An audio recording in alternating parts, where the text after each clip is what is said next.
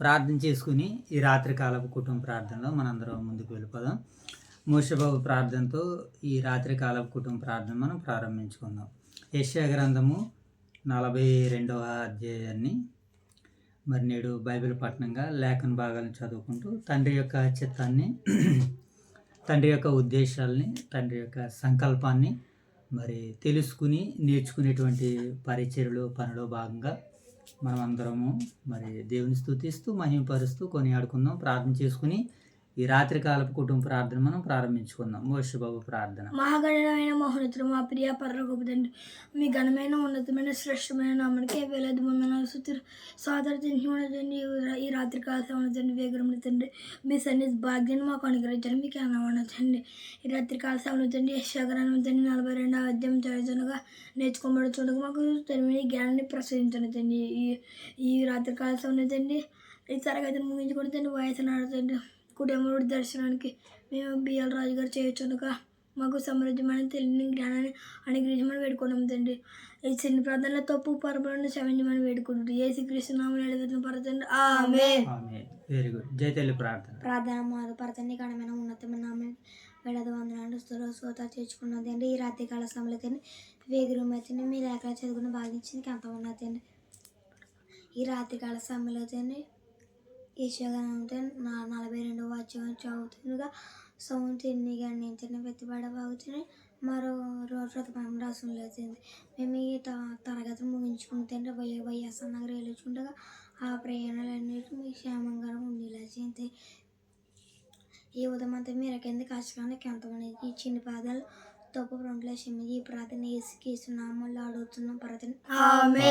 మేము ప్రార్థన చేసుకున్నాం. మహోగణుడు అయిన తండ్రి, మహోన్నతుడు అయిన దేవ, పరిశుద్ధుడు అయిన తండ్రి, మీ ప్రేమ కలిగిన నామానికి కృతజ్ఞతలు తెలుపుకుంటూ ఈ రాత్రికాల సమయంలో వేగురమే మీ భాగ్యాన్ని సన్నిధి భాగ్యాన్ని అనుగ్రహించినందుకు కృతజ్ఞతలు దేవ. అలాగే తండ్రి మరి రాత్రికాల సమయంలో జరగబోతున్న ఈ నాయన కుటుంబ ప్రార్థనలో మీ తోడును అనుగ్రహించండి, మీ సహాయాన్ని అనుగ్రహించండి. అలాగే ప్రార్థించి నీరువురు బిడ్డలను కృతజ్ఞతతో జ్ఞాపకం చేసుకున్నాం తండ్రి.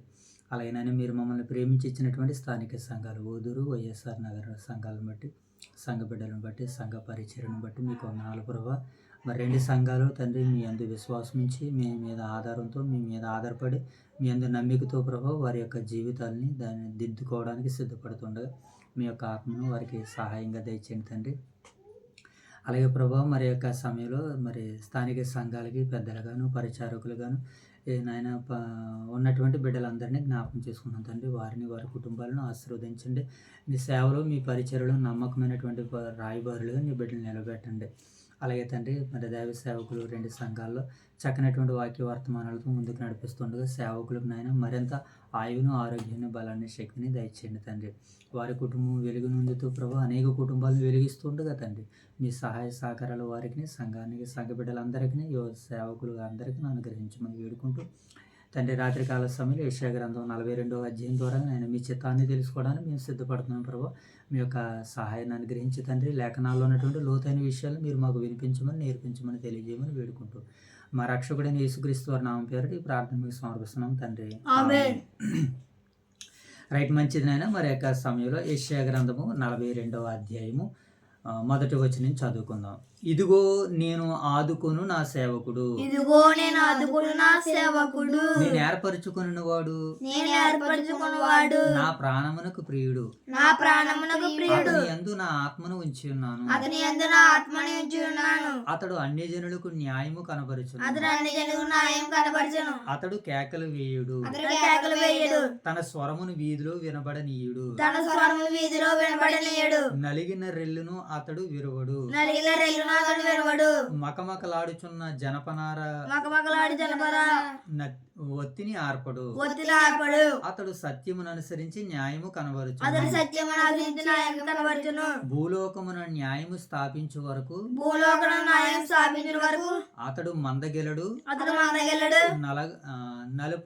నలుపగొట్టబడడు, ద్వీపములు అతని బోధకు కనిపెట్టును, దీపములు అతని బోధకు కనిపెట్టును. 5వ వచనాన్ని చదువుకుందాం.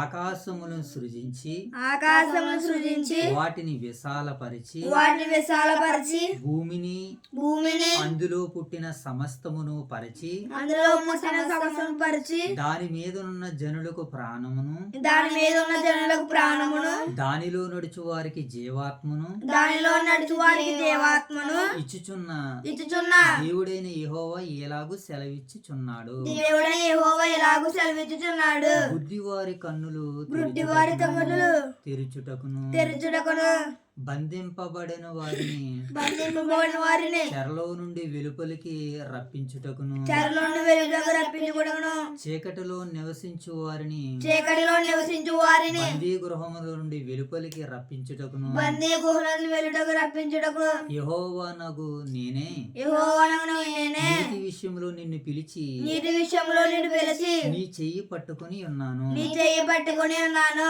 నిన్ను కాపాడి ప్రజల కొరకు నిన్ను కాపాడి ప్రజల కొరకు నిబంధనగాను అన్ని జనులకు వెలుగుగాను అన్ని జనులకు వెలుగుగాను నిన్ను నియమించి ఉన్నాను. నిన్ను నియమించి ఉన్నాను. యెహోవాను నేనే యెహోవాను నేనే ఇదే నా నామము. ఇదే నా నామము. మరి ఎవనికి నా మహిమను మరి ఎవరికి నా మహిమను నేను చెల్లించువాడును కాను. నేను చెల్లించిన వాడిని కాను. నాకు రావలసిన స్వాస్త్రమును నాకు రావాల్సిన స్వాస్థ్యమును విగ్రహములకు చెందనీయను. విగ్రహములకు చెందనీయను. మునుపటి సంగతులు సంభవించినవి గదా, ముడిపడి సంగతులు సంభవించినవి కదా, క్రొత్త సంగతులు తెలియజేయుచున్నాను. కొత్త సంగతులు తెలియజేయుచున్నాను. పుట్టక మునిపే వాటిని మీకు తెలుపుచున్నాను. పుట్టక ముందే వాటిని మీకు తెలియజేయుచున్నాను. సముద్ర ప్రయాణము చేయువారు సముద్ర ప్రయాణం చేయువారులారా, దానిలోని సమస్తమా దానిలో ఉన్న సమస్తమా, ద్వీపములారా దీపములారా, ద్వీప నివాసులారా, దీప నివాసులారా, యెహోవాకు క్రొత్త కీర్తన పాడుడి. యెహోవాకు కొత్త కీర్తన పాడుడి. భూదిగంతముల నుండి ఆయనను స్తుతించుడి. భూదిగంతం నుండి ఆయన స్తుతించుడి. అరణ్యమును దాని పురములను అరణ్యములు దాని పురములను, కేదారు నివాసమును కేదారు నివాసములను, దాని గ్రామములను దాని గ్రామములను బిగ్గరగా పాడవలెను. బిగ్గరగా పాడవలను. శల నివాసులు నివాసులు సంతోషించుదురు గాక. సంతోషించురు గాక. పర్వతముల శిఖరముల నుండి పర్వతముల శిఖరం నుండి వారు కేకలు వేయుదురు గాక. వారు కేకలు వేయుదురు గాక. ప్రవాహము గలవాడని ప్రవాహం గలవాడని మనుషులు యెహోవాను కొనియాడుదురు గాక. మనుషులు యెహోవాను కొనియాడుదురు గాక. ద్వీపములో ఆయన స్వాస్త్రమును దీపము ఆయన స్వస్త్రమును ప్రచురము చేయుదురు గాక. వజ్రం చేయుదురు గాక. యెహోవా సూర్యుని వలె బయలుదేరును. యెహోవా సూర్యుని వలె బయలుదేరును. యోధుని వలె ఆయన తన ఆసక్తి రేపుకొనును. యోధుని వలె తన ఆశక్తిని రేపుకొనును. ఆయన హుంకరించుచు ఆయన హుంకరించుచు తన శత్రువులను ఎదిరించును. తన శత్రువులను ఎదిరించును. వారి ఎదుట తన పరాక్రమమును వారి ఎదుట తన పరాక్రమములను కనబరుచుకొనును. కనబరుచుకొనును. చిరకాలము నుండి నేను మౌనముగా ఉంటిని. చిరకాలము నేను మౌనముగా ఉంటిని.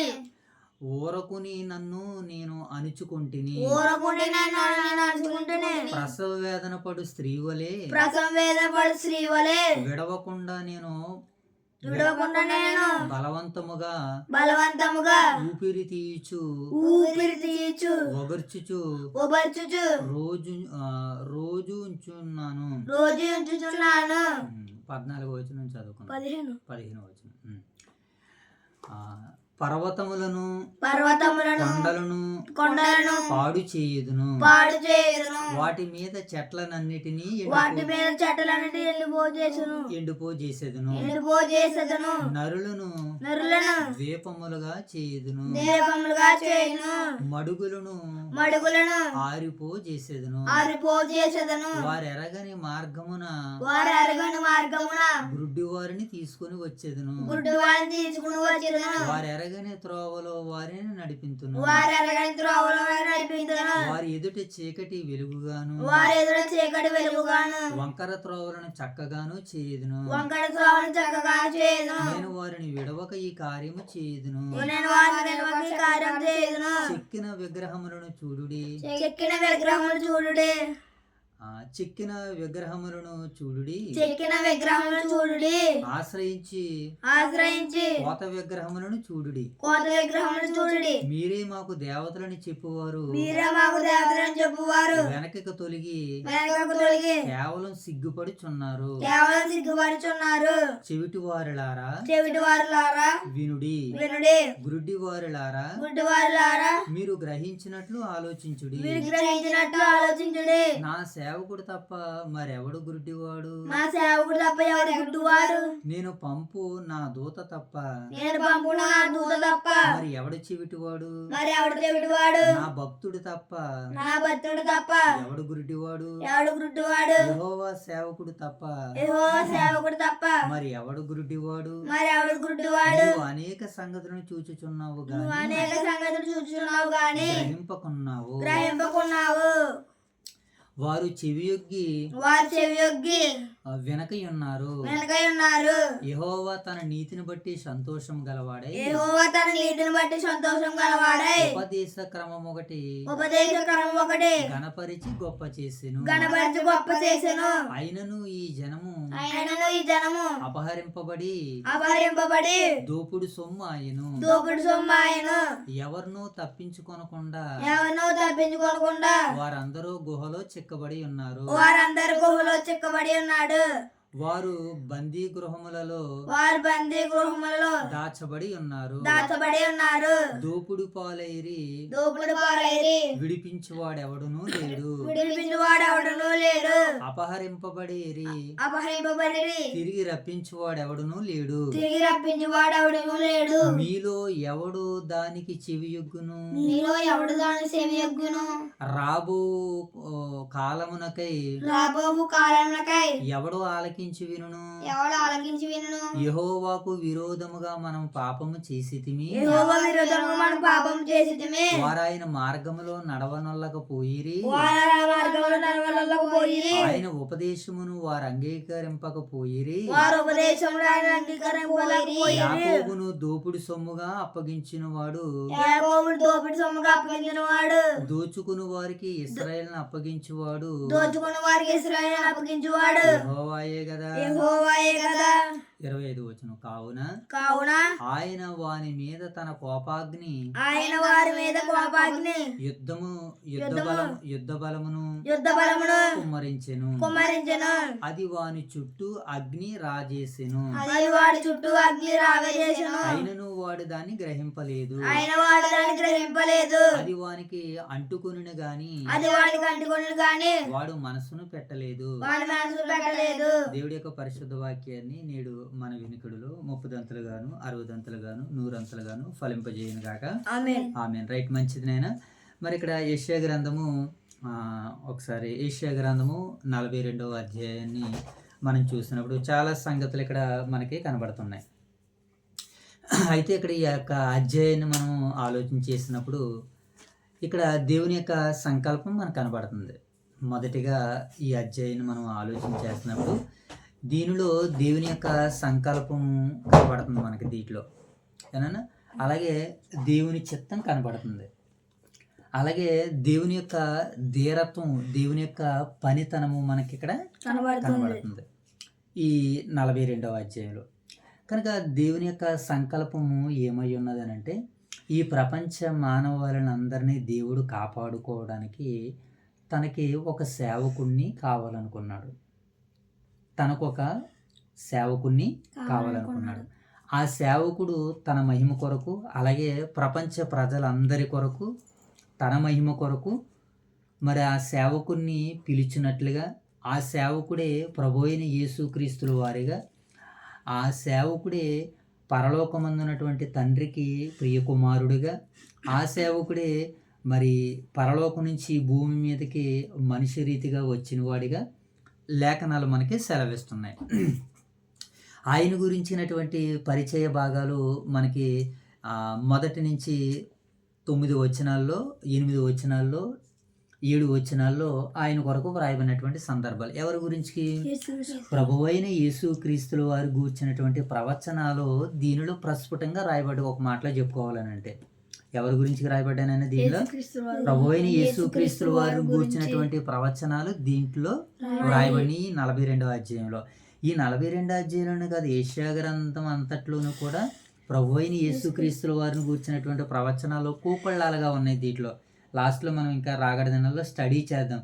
అసలు యెషయా గ్రంథంలో యేసుక్రీస్తుల వారిని గూర్చినటువంటి ప్రవచనాలు ఎన్నైతే ఉన్నావో వాటన్నిటిని గూర్చినటువంటి ఒక మాటలో టూకీగా మనం నేర్చుకునేటువంటి ప్రయత్నాలు చేద్దాం.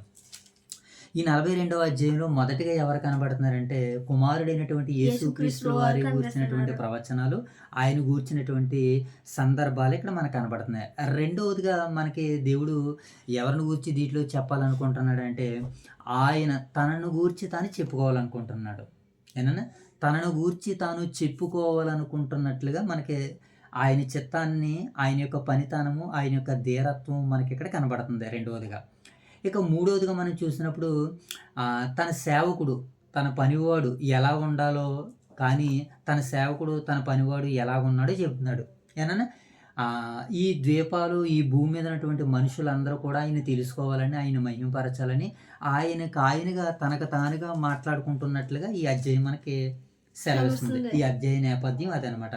మొదటిగా అధ్యాయతల్లి దీంట్లో యేసుక్రీస్తుల వారు తన సేవకుడు గూర్చినటువంటి, యేసుక్రీస్తుల వారు గూర్చినటువంటి ప్రవచనాలు కనబడతాయి మొదటి భాగంలో. రెండో భాగంలో దేవుడు తను ఎంత గొప్పవాడో, దేవుడు ఆయన చేసేటువంటి పని ఏంటో, ఆయన ధీరత్వం ఏంటో రెండవదిగా కనబడుతుంది. ఏమో జైతల్లి మొదటిది ఏంటమ్మా? యేసుక్రీస్తుల వారు తన సేవకుడు, తన కుమారుని యొక్క మాటల గురించి మొదటి భాగంలో రాయబడ్డాయి. రెండో భాగంలో తండ్రి అయినటువంటి దేవుడు ఆయన ఎంత గొప్పవాడో, ఆయన ధీరత్వం ఎంత గొప్పదో, ఆయన ఎంత బలవంతుడో, ఆయన ఎంత శక్తివంతుడో తనను గూర్చి రెండో భాగంలో మాట్లాడుకుంటున్నాడు. మూడో భాగంలో ఆయన సేవకుడైనటువంటి యేసుక్రీస్తుల వారు కాదు, ఆయన పిల్లలమైనటువంటి, ఆయన పరిచర్య చేసేటువంటి సేవకులు ఎలా ఉన్నారో, వారు ఎలా ఉండాలని దేవుడు కోరుకున్నాడో, వారు ఎలా ఉన్నారో వాళ్ళు గురించినటువంటి భాగాలు మనకి ఇక్కడ రాయబడ్డాయి. మూడవ భాగం ఇది. నాలుగవ భాగంలో విగ్రహాలు గురించినటువంటి సందర్భాలు రాయబడ్డాయి. అలాగే కొంతమంది వ్యక్తులు గురించినటువంటి, మనుషుల గురించి, జాతుల గురించి కొన్ని పర్యాయాలు దీంట్లో రాయబడ్డాయి. కనుక ఇప్పుడు టోటల్గా ఈ అధ్యాయాన్ని మనం అవగాహన చేసుకుని అర్థం చేసుకునేటువంటి ప్రయత్నాలు చేద్దాం. ఓకేనా? ఇవి సందర్భాలు. ఇప్పుడు టూకీకు కొన్ని మాటలు మనం చూద్దాం. దేవుడు ఎవరని ఈ సందర్భాల్లో మనకి తెలియజేస్తున్నాడు అంటే, మొదటి భాగంలో యేసుక్రీస్తుల వారు గూర్చినటువంటి మనకి ప్రవచనాలు మనకు కనబడుతున్నాయి. మొదటిగా చదువుదాం ఆ మాటని. 42 అధ్యాయం మొదటి వచనం. ఇదిగో నేను చదువుతున్నాను, మీరు అక్కడే చూడండి, నాతో పాటు చూడండి. ఇదిగో నేను ఆదుకొని నా సేవకుడు, నేను ఏర్పరచుకున్నవాడు, నా ప్రాణమునకు ప్రియుడు, అతని యందు నా ఆత్మను ఉంచి ఉన్నాను. ఎవరి యందు తన ఆత్మను ఉంచాడట? యేసుక్రీస్తుల వారి యందు తన ఆత్మ ఉంచాడు. ఈ సందర్భాలు మన అపోస్తుల కార్యాలు మనం చదువుకున్నాం కదా. వారు అప్పుడు ఆసియాలోనికి వెళ్ళవద్దని పరిశుద్ధాత్మ వారిని అడ్డగించినట్లు కనబడుతుంది పౌలు గారు మాట్లాడుతూ. యేసు యొక్క ఆత్మ వారిని వెళ్ళనీయలేదన్నటువంటి మాట కూడా మనకు కనబడుతూ ఉంటుంటుంది. ఇప్పుడు మనకి అపోస్తుల కార్యాల్లో ఇలా చూడాలి జైతీలు. అపోస్తుల కార్యాల్లో పరిశుద్ధాత్మ యేసుక్రీస్తు వారి ఆత్మ వారిని వెళ్ళనివ్వలేదన్నట్టుగా మనకు కనబడుతుంది. ఇక్కడ కూడా యెషయా గ్రంథంలో మనకి ఏం కనబడుతుంది? అతని యందు నా ఆత్మను ఉంచి ఉన్నాను. అతని యందు ఎవరిని ఆత్మ ఉంచాడంటే దేవుని ఆత్మను ఉంచాడు. ఆ దేవుని ఆత్మే, యేసుక్రీస్తుల వారి ఆత్మే, పరిశుద్ధాత్మే మనకు అపోస్తుల కార్యాల్లో కనబడుతుంది. ఇది మొదటి భాగంలో. ఇంకా కిందకి చూద్దాం. అతడు అన్ని జనులకు న్యాయమును కనబరుచును, అతడు కేకలు వేయుడు, అల్లరి చేయుడు. కానీ అంతకుముందు అందరూ కేకలు వేసేవారు, అల్లరి చేసేవారు. ఈ రోజుకి కూడా బోధలో ఏం కనబడుతుందంటే అల్లరి, కేకలు. ఈరోజు కొన్ని చూసారా, ఒక ఆయన సూట్ విసిరేసి ప్రజలను విశ్వాసం కూడేస్తున్నాడు, అంటే వాక్యాన్ని బోధిస్తూ. కానీ ఇక్కడ దైవలేఖనం ఏమని మనకు సెలవిస్తుంది? అతడి కేకలు వేయుడు, వీధిలో అతని శబ్దం ఎవరికి వినపడదు. ఏమండి, తన కంఠస్వరం వీధిలో ఎవరికి వినపడదట. కానీ ఈరోజు దైవ పరిచర్య చేస్తున్నటువంటి స్వరాలు చూడండి.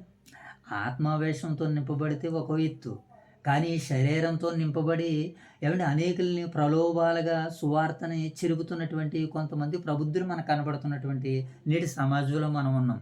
ఒకవేళ అలాంటి వారు మనమే అని మనల్ని మనం ప్రశ్నించుకుంటే మనం వారు కావని సమాధానం బైబిలే మనకు అనుగ్రహిస్తుంది. ఓకేనా? సో యేసుక్రీస్తుల వారిని గూర్చినటువంటి ప్రవచనాలు ఇక్కడ మాట్లాడుతూ ఆయన ఏం చేస్తాడో చెప్తున్నాడు అనమాట. ఆయన ఏం చేస్తాడు? మకమకలాడుచున్న జనపనార ఒత్తిని ఆర్పడు, అతడు సత్యమును అనుసరించి న్యాయము కనబరుచును. అతడు సత్యాన్ని అనుసరించి ఏం చేస్తాడనమాట? న్యాయము న్యాయాన్ని కనబరుస్తాడని ప్రభువైన యేసుక్రీస్తుల వారు గూర్చినటువంటి ప్రవచనాలు ఇక్కడ మనకు కనబడుతున్నాయి. ఇక 5వ వచనాన్ని చదువు, 4వ వచనం చదువు. భూలోకమును న్యాయమును స్థాపించే వరకు అతడు ఏమండి మందగెలడు, నలుగు పడడు అని. అంటే ఆయన న్యాయం స్థాపించేంత వరకు ఆయన కార్య సాధనని చేస్తాడని వాక్యం మనకి ఇక్కడ సెలవిస్తుంది. 5వ వచనం చదువు. ఆకాశములను సృజించి వాటిని విశాలపరిచి, ఇక్కడ తండ్రి అయినటువంటి దేవుడు తన ఉద్దేశాన్ని చెబుతున్నాడు అనమాట. ఏం చేశాడట తండ్రి అయినటువంటి దేవుడు? ముందు 6వ వచనానికి వెళ్ళిపోదాం. 6వ వచనం యేసుక్రీస్తుల వారు కూర్చున్నటువంటి ప్రవచనాలు అనమాట ఇవన్నీ కూడా. గుడ్డివారి కన్నులు తెరవబడింది. ఎప్పుడు తెరవబడి గుడ్డివారి కన్నులు? పాత నిబంధన కాలంలో కొన్ని సందర్భాల్లో ఎలీషా గారు హయామంలో తన పనివాడి కన్నులు తెరిచినట్లు కనబడుతుంది.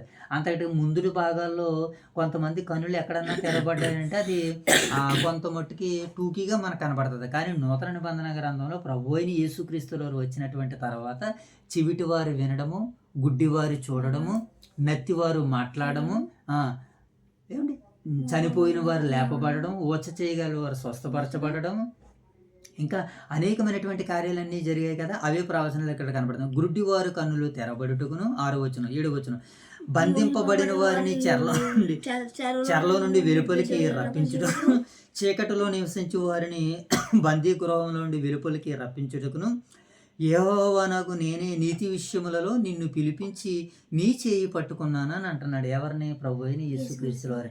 నీతి విషయంలో నీ చేయి పట్టుకుని నేను పిలిచాను నాయనని తండ్రి కుమారుని గురించి మాట్లాడుతున్నాడు. నిన్ను కాపాడి ప్రజల కొరకు నిబంధనగాను, ఈయన్ని కాపాడి ఏం చేస్తాడట? ప్రజలకి నిబంధనగా చేస్తాడట. ఎవరిని? యేసుక్రీస్తుల వారిని కాపాడి నిన్ను ప్రజలకు నిబంధనగాను, అన్ని జనులకు వెలుగుగాను నేను నియమించున్నాను. అన్ని జనులకు ఎలా చేశాడట? ఆయన్ని వెలుగుగా చేశాడు. ఇంకేమంటున్నాడు? అన్ని జనులకు వెలుగుగాను నిన్ను కాపాడి, ఏమండి అన్ని జనులకు వెలుగుగాను నిన్ను నియమించున్నాను. నిన్ను కాపాడి ప్రజల కొరకు నిబంధనగాను. ప్రజలకు ఏం చేశాడట? ఆయన నిబంధనగా చేశాడంటే యేసుక్రీస్తుల వారిని నిబంధనగా పెట్టాడు, ఆయనని వెలుగుగా పెట్టాడు. నిజమైన వెలుగు లోకములో ఉండెను. ఎవరా వెలుగు? ప్రభువైన యేసుక్రీస్తుల వారు. ఆయన గురించినటువంటి మాటలు. ఇంకా మొదటి భాగంలో మనం చూసినాడు ఆయన నిబంధనగా, ప్రజలకు ఆయన నిబంధనగా ఉంటాడు. ఎలా నిబంధనగా ఉన్నాడో? ఇప్పుడు అనేకుల కొరకు చిందింపబడుతున్న నా నిబంధన రక్తం అని యేసుక్రీస్తుల వారు మత్తయి సువార్తలో ఒక మాట మాట్లాడతారు. అక్కడికి వెళ్దాం ఒకసారి. మత్తయి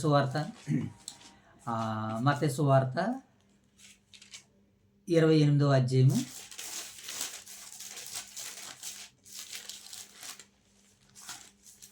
27, 28 వచనాలు చదువు. మత్తయి సువార్త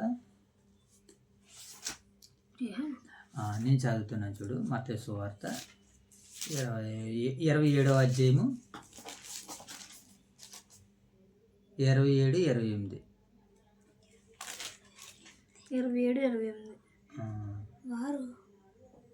అంటే ఇక్కడ మనకి ఏం కనపడుతుందంటే ఆయన రక్తాన్ని అనేకుల కొరకు ఎలా పెట్టాడనంటే దేవుడు నిబంధన రక్తంగా పెట్టాను అని అంటున్నాడు ఆయన. అండ్ ఇంకా మరొక మాట కూడా చూద్దాం. యోహాను సువార్త 8:12 చదువుదాం ఒకసారి. యోహాను సువార్త 8:12. యోహాను సువార్త 8వ అధ్యాయం 12వ వచనం చదువుదాం.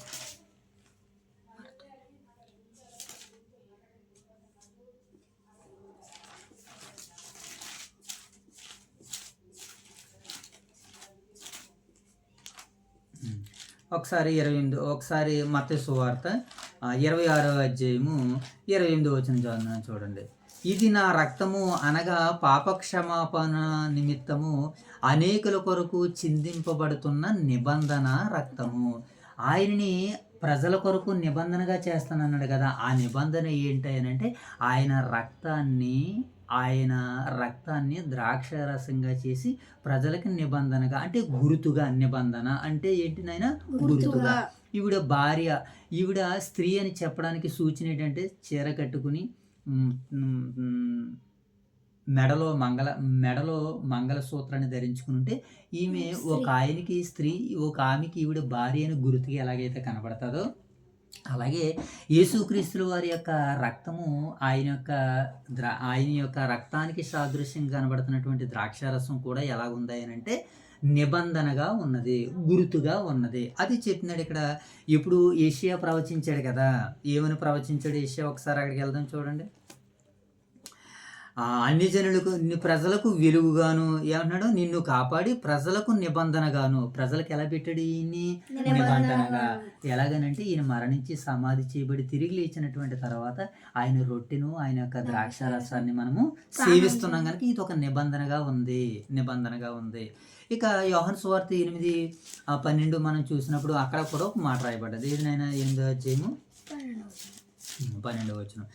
మరియు యేసు, నేను లోకమునకు వెలుగును, నన్ను వెంబడించేవాడు చీకట్లో నడవక జీవపు వెలుగు కలిగి ఉండనని వారితో చెప్పును. ఏం వెలుగు కలిగి ఉన్నాడట ఆయన? జీవపు వెలుగుని కలిగి ఉన్నాడని ఇక్కడ వాక్యం మనకి సెలవిస్తుంది. ఇది యేసుక్రీస్తుల వారిని గూర్చినటువంటి సందర్భాలు 42వ అధ్యాయంలో మనం చూస్తున్నాం. ఇక తండ్రి అయినటువంటి దేవుడు తనను గురించి తాను మాట్లాడుకుంటూ తనను గురించి తాను చెప్పుకోవలసినటువంటి పరిస్థితి వచ్చింది. ఎలాగా? యెషయా గ్రంథంలో మొదటి అధ్యాయంలో ఉంది కదా, ఆకాశమా ఆలకించుము, భూమి చెవియగుమా, నేను పిల్లల్ని పెంచాను, వారిని పెద్దవారిగా చేశాను, వారు నా మీద తిరగబడ్డారని తన గురించి తాను ఎలాగ మాట్లాడుకుని ఈ ప్రకృతి పంచభూతాలతో మాట్లాడుతున్నాడో పరలోకమందున్న కన్న తండ్రి ఇక్కడ కూడా ఈ అధ్యాయంలో మాట్లాడుతున్నాడు అనమాట. ఏమని మాట్లాడుతున్నాడో 5వ వచనం చదువుదాం చూడండి ఒకసారి. ఆకాశములను సృజించి వాటిని విశాలపరిచి భూమిని అందులో పుట్టిన సమస్త మనుషులను పరచి దాని మీదనున్న జనములను ప్రాణమును దాని మీదనున్న జనుల ప్రాణమును దానిలో నడుచు వారికి జీవాత్మను ఇచ్చుచున్న దేవుడైన యెహోవా ఎలాగూ సెలవిచ్చుచున్నాడు. దేవుడు ఏం చేశాడట మోషే బాబు? ఆయన ఆకాశములను ఏం చేశాడట? సృజించాడు. మనకి ఆదికాండం 1వ అధ్యాయం 1వ వచనంలో ఏం కనబడుతుంది? ఆది యందు దేవుడు భూమి ఆకాశాలను సృజించాడు. ఇక్కడ కూడా ఏం కనపడుతుంది? ఆకాశమును సృజించి వాటిని విశాలపరిచి భూమిని అందులో పుట్టిన సమస్తమును పరిచి దాని మీదనున్న జనులకు ప్రాణమును దానిలో నడుచుచు వారికి జీవాత్మను ఇచ్చుచున్న దేవుడైన యెహోవా ఎలాగూ సెలవిచ్చుచున్నాడు. దేవుడు ఏమని సెలవిస్తున్నాడు? 12వ వచనంలో చదువుతాం. 12వ వచనం చదువుతాం చూడండి. ఇదే అధ్యాయం 12వ వచనంలో ఏమని రాయబడింది ఒకసారి. ప్రభావము గలవాడని మనుషులు యెహోవాను కొనియాడుదురు గాక. దేవుడు ఎలాంటి వాడట? ప్రభావము గలవాడని మనుషులు ఎవరిని కొనియాడతారట? యెహోవాను కొనియాడుదురు గాక. ద్వీపములలో ఆయన స్వాస్త్రము ప్రచురము పరచుదురు గాక. ఎందుకని? దేవుడు ఈ సర్వ సృష్టిని సర్వాన్ని కలుగజేశాడు కనుక దేవుడు గొప్పవాడని ద్వీపములలో ఆయన స్తోత్రము ప్రచురము చేయుదురు. ప్రభావము గలవాడని మనుషులు యెహోవాను కొనియాడతారట. ప్రభావం గలవాడు అని కారణం ఏంటంటే 5వ వచనంలో మనకు కనబడుతుంది.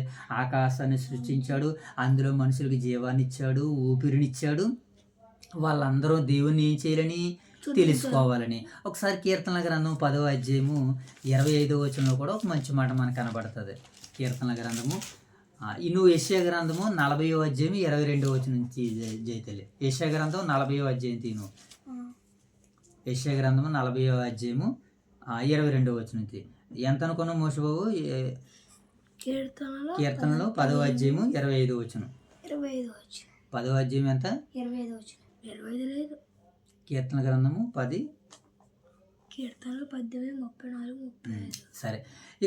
ఇక్కడ కూడా దేవుడు తన ఆకాశాలను సృజించడని మనకు కనబడుతుంది. సరే, ఇప్పుడు కీర్తనల గ్రంథం ఎలాగేమో ఒకసారి. కీర్తనల గ్రంథము యెషయా గ్రంథము 40వ అధ్యాయము 22వ వచనం చదువుదాం. యెషయా గ్రంథము 40వ అధ్యాయం 22వ వచనం. ఆయన భూమండలం మీద ఆసీనుడై ఉన్నాడు. దేవుడు ఎక్కడ ఆసీనుడై ఉన్నాడు అన్న? ఆయన భూమండలం మీద ఆసీనుడై ఉన్నాడు.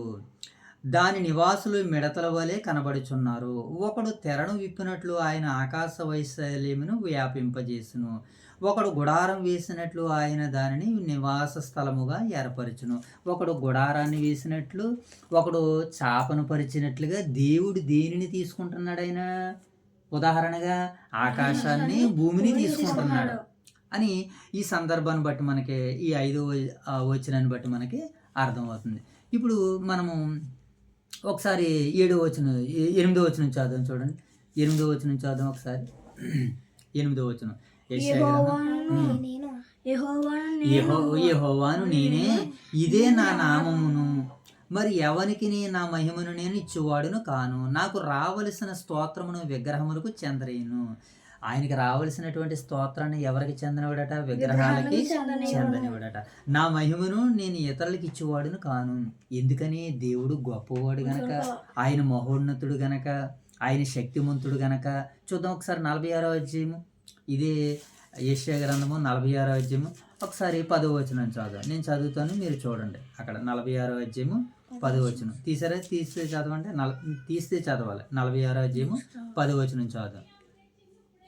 నా ఆలోచన నిలిచిననియు నా చిత్తమంతయు నెరవేర్చుకొనిదననియు. దేవుడు ఏం చేస్తాడట? తన ఆలోచన నెరవేర్చుకుంటాడట, తన చిత్తమంతా కూడా నెరవేర్చుకుంటాడట.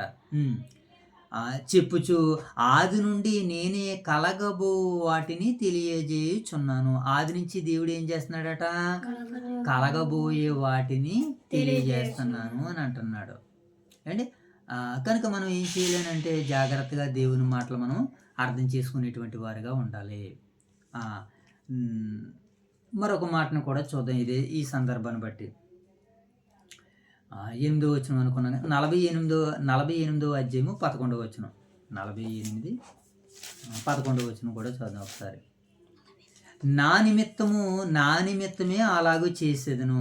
నా నిమిత్తము నా నామము అపవిత్రపరచబడనేలా నా మహిమను మరెవరికి నేను ఇచ్చేవాడును కానంటున్నాడు. ఆయన మహిమను ఎవరికి ఇచ్చేవాడును కాను.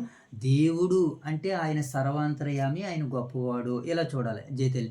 దేవుడు సర్వాంతర్యామి, ఆయన గొప్పవాడు. ఆయన కుమారుడైనటువంటి యేసుక్రీస్తుల వారు, ఆయన పరిశుద్ధాత్ముడు, వీరు ముగ్గురు ఉన్నారు. వీరు ముగ్గురులో ఆయన మహిమ వేరు, తండ్రి అయినటువంటి దేవుని మహిమ వేరు. నా మహిమను నేను ఎవరికి ఇచ్చేవాడును కాను. అలాగనే భూలోకంలో ఉన్న వాటికి నేను ఇచ్చేవాడును కాను అంటున్నాడు. కానీ మనుషులందరూ ఈరోజు ఏం చేశారు? ఎలా చేశారు? మనుషులందరినీ ఏం చేశారమ్మా? ఎలా చేశారనంటే రోమపత్రిక ఒకసారి 1వ అధ్యాయము 22వ వచనం చదువు. రోమపత్రిక 1వ అధ్యాయము 22వ వచనం చదువు. అక్కడ ఏమని రాయబడింది? రోమపత్రిక 1వ అధ్యాయము 22వ వచనం చదువు. వారి అవివేక హృదయము అంధకారమాయను, తాము జ్ఞానులమని చెప్పుకొనుచు బుద్ధిహీనులైరి.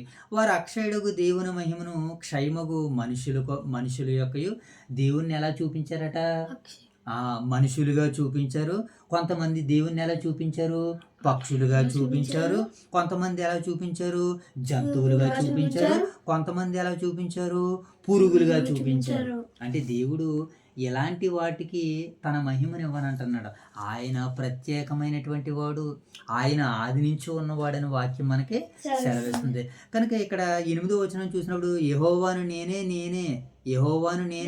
నా నామమును మరెవరికి నేను ఇచ్చేవాడును కాను అని ఆయన మాట్లాడుతున్నాడు. ఇప్పుడు 9వ వచనం చదువు ఒకసారి. 9వ వచనం చదవండి ఒకసారి. మునుపటి సంగతులు సంభవించినవి కదా, క్రొత్త సంగతులు తెలియజేస్తున్నాను. పుట్టక మునిపే వాటిని మీకు తెలియపరచుచున్నాను. దేవుడు ఏం చేస్తాడంటే మునుపటి సంగతులు సంభవించినవి కదా, క్రొత్త సంగతులు నేను మీకు తెలియజేస్తానంటే ఇదివరకు జరిగిపోయినటువంటి సంగతులు, జరగబోతున్నటువంటి సంగతులు, జరుగుతున్నటువంటి సంగతులన్నిటినీ తెలియజేయగలిగేవారు ఎవరైనంటే పరలోకమందున్నటువంటి దేవాతి దేవుడని వాక్యం మనకి సెలవిస్తుంది. ఒక మాట చదువు. 46వ అధ్యాయం 10వ వచనం ఇందాక చదవం కదా మనం. 46వ అధ్యాయము 10వ వచనం చదువుతుంది. యెషయా గ్రంథము 46వ అధ్యాయము 10వ వచనం చదువు. పక్కన ఉంది కదా, నేను చదువుతాను, మీరు చూడండి. 46వ అధ్యాయము 10వ వచనం చదువు. నా ఆలోచన నిలిచిననియు నా చిత్తమంతయు నెరవేర్చుకున్నదననియు చెప్పుకొనుచు ఆది నుండి నేనే కలగబో వాటిని తెలియజేయుచున్నాను. ఆది నుంచి దేవుడు ఏం చేస్తున్నాడట? కలగబోయే వాటిని తెలియజేస్తున్నారు. మరి లోకంలో ఎవరైనా చేయగలరా? ఏ దేవతలు అనబడిన వారు కానీ, దేవుళ్ళు అనబడిన వారు కానీ, విగ్రహాలు కానీ, ఇవన్నీ రాబోయే వాటిని చెప్పగలరా? వాళ్ళు చేయగలరా? వారి వల్ల ఎవరి వలన కాదు అని దేవుడు ఆది నుంచి ఏం చేస్తున్నాడట? నా ఆలోచన నిలుచుననియు నా చిత్తమంతయు నెరవేర్చుకునేదననియు చెప్పుకొనుచు ఆది నుండి నేనే కలగబో వాటిని తెలియజేయుచున్నాను. పూర్వకాలం నుండి నేనే ఇంకా జరుగు వాటిని తెలియజెప్పుచున్నాను. ఏమండి పూర్వకాలం నుంచి కూడా జరుగు వాటినన్నిటిని కూడా ఎవరు చెప్తున్నారట? దేవుడు చెప్తానంటున్నాడు, దేవుడి చెబుతున్నానంటున్నాడు. అవన్నీ ఎక్కడున్నాయి? ఇప్పుడు ఇదిగో పరిశుద్ధ గ్రంథంలో దేవుడు చక్కగా వ్రాయించాడు. పూర్వం ఏం జరిగినాయో, ప్రజెంట్ ఏం జరుగుతున్నాయో, ఫ్యూచర్ ఏం జరగబోతున్నాయో కూడా దేవుడు తన మాటలతో చెబుతున్నాడు. అందుకనే ఒకడు తన ఊహను బట్టి చెప్పుట వలన ప్రవచనం పుట్టదు, కానీ దేవుడు తన ఆత్మను అనుసరించి లేఖనాన్ని చెప్పినని మనకి పేతురు గారిలో ఒక మాట, పేతురు పత్రికలో ఒక మాట మనకు కనబడదు. చూద్దాం ఒకసారి. 2 పేతురు పత్రిక మొదటి అధ్యాయము, ఒకసారి 2 పేతురు పత్రిక మొదటి అధ్యాయము 21వ వచనం చదుదాం. 21వ వచనం. ఏలయనగా ప్రవచనము ఎప్పుడునూ మనుషుని ఇచ్చిన బట్టి కలగలేదు, కానీ మనుషులు పరిశుద్ధాత్మ వలన ప్రేరేపింపబడిన వారే దేవుని మూలముగా పలికిరి. అంటే ఈ ప్రవచన గ్రంథం, ఈ ప్రవచన వాక్యాలన్నీ కూడా దేవుని మూలంగా పలికారు. కారణం ఏంటి? దేవుడు భవిష్యత్తు జ్ఞాని గనక, దేవుడు అనంత జ్ఞాని గనక. ఏమండి కనుక దేవుని యొక్క శక్తి సామర్థ్యాలు ఏంటో మనకి ఇక్కడ కనబడుతున్నాయి. ఒకసారి 41వ అధ్యాయము 21, 22 వచనాలు చదువుదాం. చూడండి, ఇది యెషయా గ్రంథము. ఇందాక మనం 42 చదువుకుంటున్నాం కదా, ఇప్పుడు 41వ అధ్యాయం చదువు. ఒకసారి 21 వచనం చదువు. అక్కడ ఏమని రాయబడింది? వ్యాజ్యమాడుడని యెహోవా సెలవిచ్చున్నాడు, మీరు రుజువు చూపించడని యాకోబు చెప్పుచున్నాడు. జరగబో వాటిని విశదపరచడని మా ఎదుట తెలియజెప్పుడి. పూర్వమైన వాటిని విశదపరచడి. మేము ఆలోచించి వాటిని తెలుసుకున్నట్లు వాటిని మాకు తెలియజెప్పుడి. లేని ఎడల రాగల వాటిని మాకు తెలియజేయడు. ఎవరితో మాట్లాడుతున్నారు ఈ మాటలన్నీ? విగ్రహాలతో మాట్లాడుతున్నారు. విగ్రహాలు ఏమైనా రాబో వాటిని చెప్పగలుగుతాయా? ఎందుకని? వాటి కళ్ళుండి చూడవు, చెవులుండి వినవు, ముక్కుండి వాసన చూడవు గనక. అందుకని ఏమంటున్నాడు? మేము ఒకరినొకరు సాటి చేసుకొని కనుగొనినట్లు మేలైనను కీడైనను చేయండి. మేలైన కీడైన ఏం చేయమంటున్నాడు? చేయమంటున్నాడు. ఇవి చేస్తాయా? చేయలేవు. కానీ వీటిని అన్నిటినీ చేయగలిగే శక్తి ఎవరికి ఉంది? దేవునికి ఉందని వాక్యం మనకి సెలవిస్తుంది. ఇక 10వ వచనాన్ని కూడా చదుదాం. 10వ వచనం చూడండి. మనకి ఇది యెషయా గ్రంథం 42వ అధ్యాయం 10వ వచనం చదుదాం. సముద్రముల మీద సముద్ర ప్రయాణము చేయవారులారా, సముద్రంలోని సమస్తమా, ద్వీపములారా, ద్వీప నివాసులారా, యెహోవాకు కొరత కీర్తన పాడుడి. ఎవరికి కొరత కీర్తన పాడాడట? మరి విగ్రహాలకు కాదా కొరత కీర్తన? పోత పోసిన వాటికి కాదా కొరత కీర్తన? మరి ఎవరికి కొరత కీర్తన అని అంటే దేవునికి పాడాలి. ఎందుకనంటే ఆయన పురాతన కాలంలో ఎలాగున్నాడో ఒక కీర్తన వ్రాయాలి. మనం ప్రస్తుత కాలంలో ఆయన ఎలాగున్నాడో కీర్తన వ్రాయాలి. భవిష్యత్ కాలంలో ఆయన ఎలా ఉండబోతున్నాడో కీర్తన వ్రాయాలి. ఈరోజు క్రైస్తవ కీర్తనలు అన్నీ అలాగే కనబడుతున్నాయి మనకి. ఈరోజు క్రైస్తవ కీర్తనలన్నీ కూడా ఎలా కనబడుతున్నాయి? మనకు అలా కనబడుతున్నాయి. ఏమంటే మనల్ని అందరినీ మేఘములను తనకు వాహనముగా గాలి రెక్కల కింద ప్రయాణించుచున్నావు. అంటే దేవుడు అలా ప్రయాణం చేస్తున్నాడు. ఆయన పిల్లలమైనటువంటి మనల్ని అందరినీ కూడా తీసుకుని వెళ్ళడానికి ఆయన సిద్ధపడుతున్నాడని ప్రజెంట్కి, ఫ్యూచర్కి. ఏమండి మరి పాటలు రాసినటువంటి ఎన్నో పాటలు ఉన్నాయి మన క్రైస్తవ సంఘాల్లో. మన దైవ సేవకులు ఎన్నో పాటలు రాశారు దేవుని గొప్పతనాన్ని గురించి.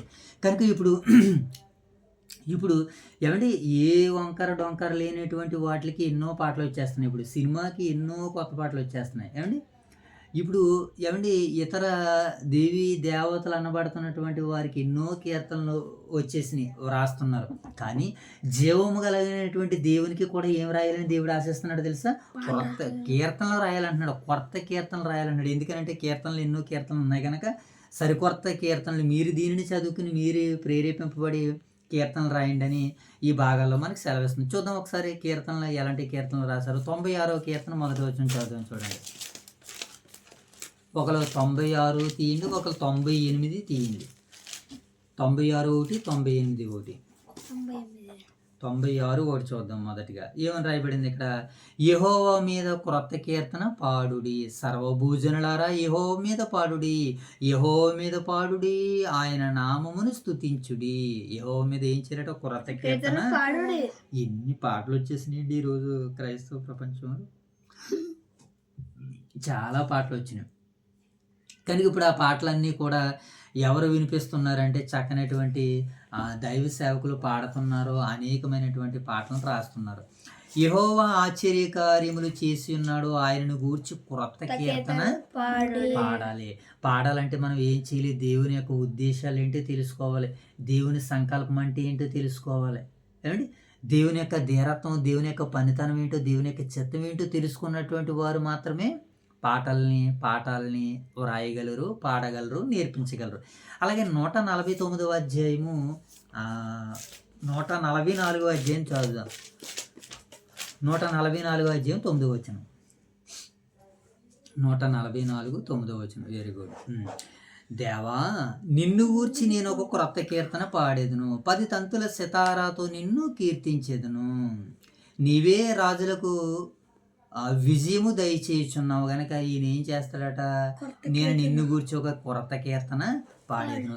ఇదే 49వ అధ్యాయము, ఇదే కీర్తనల గ్రంథము 149వ అధ్యాయము 1వ వచనం కూడా మనం చదువుదాం. యెహోవాకు క్రొత్త కీర్తన పాడి భయభక్తులు కూడుకొను సమాజములో ఆయనకు స్తోత్ర గీతము పాడుడి. ఇశ్రాయేలులు తాము పుట్టించిన వారిని బట్టి సంతోషించుదురుగాక. కారణం ఏంటి? ఇలాంటి కీర్తనలు పాడితే అందరూ కూడా సంతోషిస్తారు. ఇక ముగింపులోనికి వచ్చేటప్పుడు ప్రకటన గ్రంథంలో కూడా కీర్తన పాడారు. ఆ కీర్తన ఏంటో మనం చదివేసుకుని ముగించేసుకుందాం. ప్రకటన గ్రంథము 14వ అధ్యాయము. ప్రకటన గ్రంథము 14వ అధ్యాయము. ప్రకటన గ్రంథము 14వ అధ్యాయం 3వ వచనం చదువుదాం. ఏమని రాయబడింది అక్కడ? వారు సింహాసనం ఎదుటను, ఆ 4 జీవుల ఎదుటను, పెద్దల ఎదుటను ఒక క్రొత్త కీర్తన పాడుచున్నారు. భూలోకములో కొనబడిన ఆ 144,000 మంది తప్ప మరెవరునూ ఆ కీర్తన నేర్చుకొన జాలరు. అంత గొప్ప కీర్తన.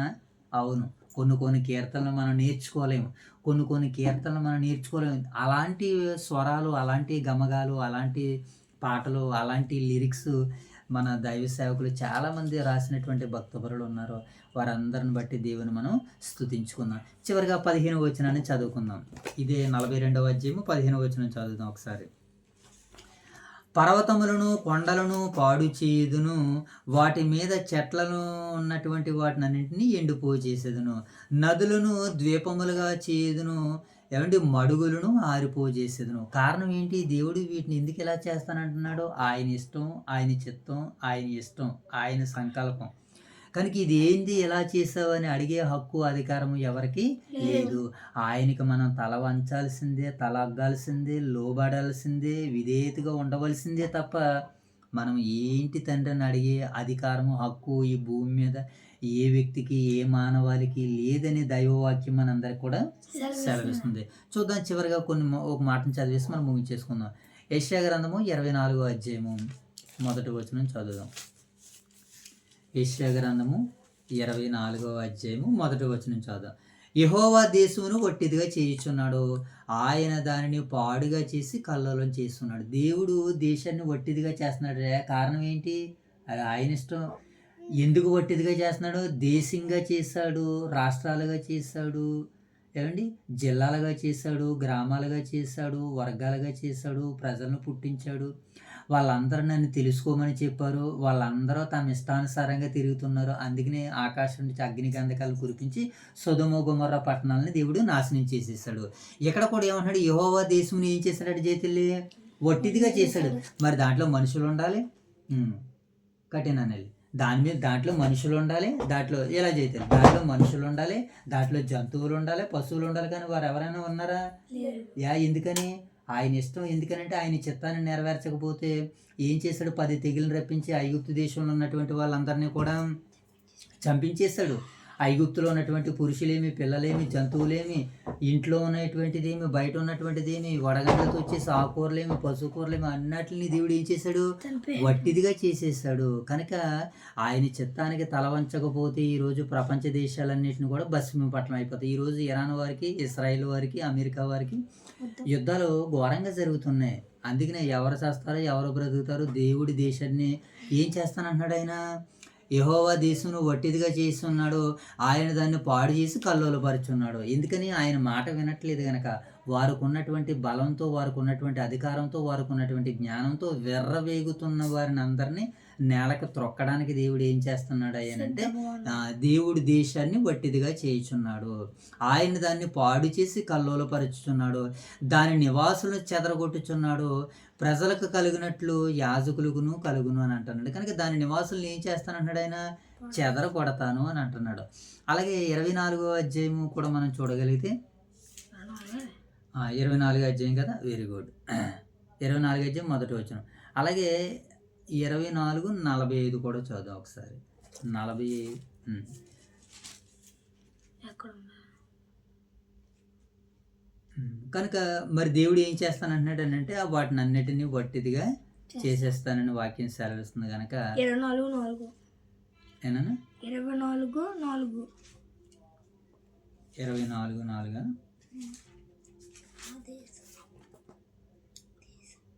దేశము వ్యాకులము చేత చెడిపోవచ్చున్నది, లోకము దుఃఖము చేత క్షీణించిపోవచ్చున్నది. ఏమండి దేశము ఏం చేస్తున్నది? వ్యాకులము చేత వాడిపోవచ్చున్నది, లోకము దుఃఖము చేత క్షీణించిపోవచ్చున్నది. కారణం ఏంటి? దేవుడు దానిని అలాగే చేయాలనుకున్నాడు. అది ఆయన ఇష్టము, ఆయన చిత్తము. దానికి తల వంచాలే తప్ప తల ఎత్తే హక్కు అధికారం ఈరోజు మానవాళికి మనుషులకు కానీ లేదని వాక్యం సెలవిస్తుంది. కనుక మరింతవరకు విన్న ఈ వాక్యాన్ని దేవుడు మన వెనుకడిలో ఫలింపజేయాలని దేవత దేవుని వేడుకుంటూ కోరుకుంటూ ప్రార్థన చేసుకుందాం. తలలో ఉంచుకున్నట్లయితే, మహాగణుడివైన తండ్రి, మహోన్నతుడివైన దేవ, పరిశుద్ధుడివైన తండ్రి, మీకు వందనాలు ప్రభా. ఈ రాత్రి కాల సమయంలో యెషయా గ్రంథము 42వ అధ్యాయం ద్వారాగా మీరు మాతో విస్తరించి మాట్లాడే ప్రభా, మీ మహిమను మీ ఘనతను తండ్రి ఎంత గొప్పవో ఎంత ఉన్నతమైనటువంటివో వాటిని నరులకు కానీ మానవాళికి కానీ నాయన ఎవరికి నాయన ఇవ్వనన్నారు తండ్రి. అయితే నాన్న ఈరోజు మీ మహిమను దొంగిలించేవారే తండ్రి నాయన, మీ పక్షాన ఉన్నటువంటి వారే ప్రభా నాయన మీ మహిమను దొంగిలించేవారుగా ఉన్నారు తండ్రి. వారి చేతుల్లో నాయన మిమ్మల్ని దొంగిలించినటువంటి వారి మహిమను తీసి ప్రభా మీ మహిమగా నాయన మార్చుటకు మీ సహాయాలు దయచేయమని వేడుకుంటున్నాం తండ్రి.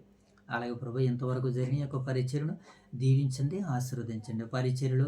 పరిచర్యలో ప్రభా పాత్రలుగా వాడబడుతున్న ఈ ఇద్దరు బిడ్డలను జ్ఞాపకం చేసుకోండి. వారికి నాయన తండ్రి చదువులోను, వారి యొక్క నాయన విద్యలోను, జ్ఞానంలోను, బుద్ధిలోను నాయన వారిని పెంచండి, పోషించండి, రక్షించండి, కాపాడండి తండ్రి.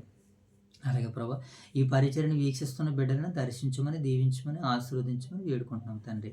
అలాగే ప్రభా ఈ యొక్క సమయంలో మీరు మమ్మల్ని ప్రేమించి ఇచ్చినటువంటి సంఘాలు, సంఘ బిడ్డలను, దైవ సేవకులను, సేవకుల కుటుంబాలను దీవించమని, ఆశీర్వదించమని తండ్రి. మరి ఈ కార్యాన్ని ముగించుకున్న ప్రభా మరొక నాయన తండ్రి వైఎస్ఆర్ నగర్లో జరుగుతున్నటువంటి నాయన తండ్రి గృహ కూడికకు నాయన తండ్రి మీ చిత్తాన్ని నెరవేర్చడానికి మేము సిద్ధపడుతుండగా మీ సహాయం తెచ్చండి. అక్కడ వాక్యాన్ని అందించవచ్చు, అక్కడ పరిచర్య జరుగుతున్నటువంటి బిడ్డలందరికీ మీ తోడును అనుగ్రహించండి, మీ సహాయాన్ని అనుగ్రహించండి. అక్కడ చక్కటి వర్తమానాన్ని అందించడానికి సిద్ధపడుతున్న మీ సేవకులకు మీ యొక్క ఆత్మను తోడుగా ఉంచండి. అనేకులు బలపడేటట్టుగా, అనేకులు నిలబడేటట్టుగా, అనేకులు మీ కొరకు జీవించేటట్టుగా నాయన పరిచర్య జరగడానికి తండ్రి, పరిచర్యను బట్టి నీ బిడ్డలందరూ దీవించబడడానికి మీ సహాయాలు అనుగ్రహిస్తారని ఆశిస్తూ ఈ ప్రార్థన అంతటిని మా ప్రభువును, మీ కుమారుడును, మా ప్రభు అయిన యేసుక్రీస్తు వారి నామములో ఈ ప్రార్థనకు సమర్పిస్తున్నాం తండ్రి. ఆమేన్.